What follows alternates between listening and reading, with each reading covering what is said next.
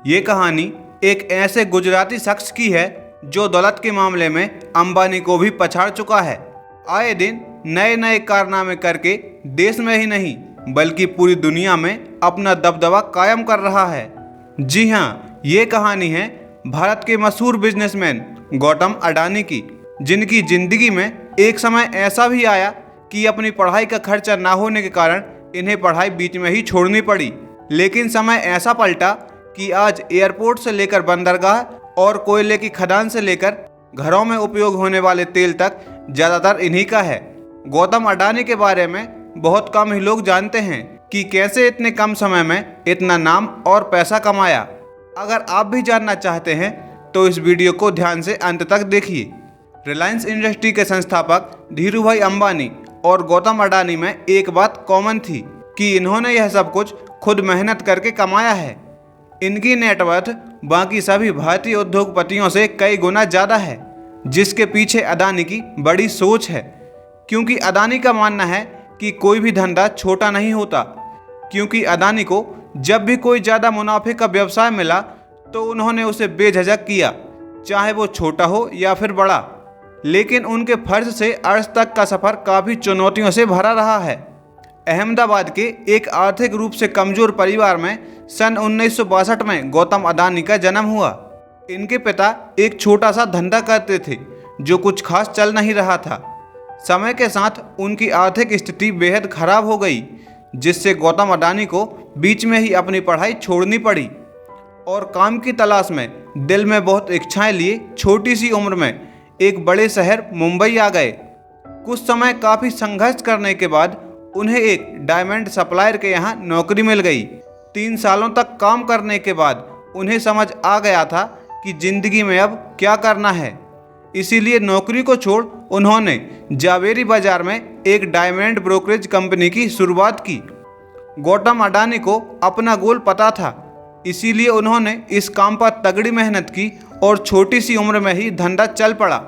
1981 में इनकी ज़िंदगी का टर्निंग पॉइंट आया जब इनके बड़े भाई ने इन्हें अहमदाबाद बुलाया। इनके भाई ने सामानों को पैक करने वाली प्लास्टिक की एक कंपनी खरीदी थी, क्योंकि उन्हें जो कच्चा माल चाहिए था वो ज़रूरत के हिसाब से मिल नहीं पा रहा था, जिससे बाहर के देशों से कच्चे माल का इंपोर्ट करना पड़ रहा था। अडानी ने इस समस्या को एक अवसर बनाया और कांडला पोर्ट पर प्लास्टिक ग्रैन्युअल्स का आयात शुरू किया और 1988 में शुरू की एक कंपनी जिसका नाम रखा अडानी एक्सपोर्ट, जिसका नाम बाद में बदल के अडानी इंटरप्राइजेज कर दिया गया। इस काम ने बहुत ही कम समय में बहुत रफ्तार पकड़ ली और देखते ही देखते अडानी का व्यवसाय विदेशों में भी फैल गया। साल 1994 में अडानी इंटरप्राइजेज शेयर मार्केट में लिस्ट हो गई। साल 1995 वो साल था जब अडानी ने आज के मुकाम तक पहुंचने के लिए अपना पहला कदम बढ़ाया। क्योंकि इस वक्त गुजरात सरकार पोर्ट डेवलपमेंट के लिए किसी प्राइवेट कंपनी की तलाश कर रही थी। जैसे ही यह खबर अडानी तक पहुंची तो उन्हें कमाई का एक बड़ा जरिया दिखने लगा और उन्होंने गुजरात के सबसे बड़े बंदरगाह मुद्रा पोर्ट को ही खरीद लिया। पोर्ट खरीदने के बाद गौतम अडानी ने अडानी पोर्ट और लॉजिस्टिक की शुरुआत की। मुद्रा पोर्ट 8000 हेक्टेयर में फैला भारत का सबसे बड़ा प्राइवेट पोर्ट है और यहाँ भारत का लगभग 1/4 माल आयात निर्यात होता है। अडानी पोर्ट देश की सबसे बड़ी पोर्ट मैनेजमेंट कंपनी है। आज भारत की समुद्री सीमा पर इनके 13 डोमेस्टिक पोर्ट हैं। कहानी को आगे बढ़ाते हैं। समय के साथ अडानी कई कंपनियों के मालिक बन चुके थे, यहाँ तक कि हमारे घरों में उपयोग होने वाले फॉर्चून तेल की कंपनी के मालिक भी गौतम अडानी ही हैं। साल 1999 की शुरुआत में अडानी ग्रुप ने बिलमार कंपनी के साथ मिलकर खाने के तेल के बिजनेस में कदम रखा और केवल तेल ही नहीं बल्कि चावल, दाल, आटा और चीनी जैसी कई दर्जनों चीज़ें शामिल की। हीरा हमेशा कोयले की खान से ही निकलता है, यह कहावत सच की है गौतम अडानी ने। अडानी को कोयले में अधिक मुनाफा और इनकम का नया सोर्स मिला। अडानी ने डोमेस्टिक इलेक्ट्रिसिटी का जनरेशन किया, जिससे आसपास के राज्यों को बिजली की सप्लाई देने लगे।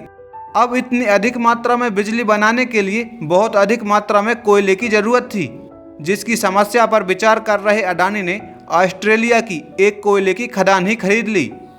इधर अडानी अपने पैर फैलाते चले गए, उधर अकाउंट में पैसा आता चला गया।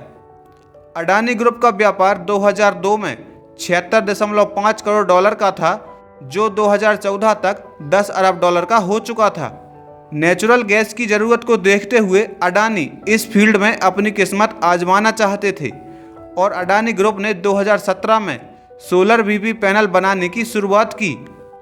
अडानी ने बंदरगाह और रेलवे लाइन के बाद अब एयरपोर्ट पर अपना कब्जा जमाना शुरू किया और 2019 में अहमदाबाद, लखनऊ, बेंगलुरु, जयपुर, गुवाहाटी और तिरुवनंतपुरम जैसे नेशनल और इंटरनेशनल एयरपोर्टों का मॉडर्नाइजेशन और ऑपरेशन का जिम्मा उठा लिया। अब अगले 50 सालों तक अडानी ग्रुप इन 6 एयरपोर्टों का ऑपरेशन, मैनेजमेंट और डेवलपमेंट संभालेगा। इसी के साथ मुंबई एयरपोर्ट इंटरनेशनल लिमिटेड में अडानी ग्रुप का 74% हिस्सेदारी है।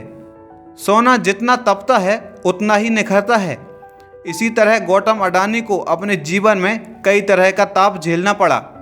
कई बड़े बड़े विवादों में पड़ने के बाद इन्होंने अपना धैर्य व साहस नहीं खोया और गौतम अडानी आज जिस मुकाम पर हैं वो किसी परिचय का मोहताज नहीं।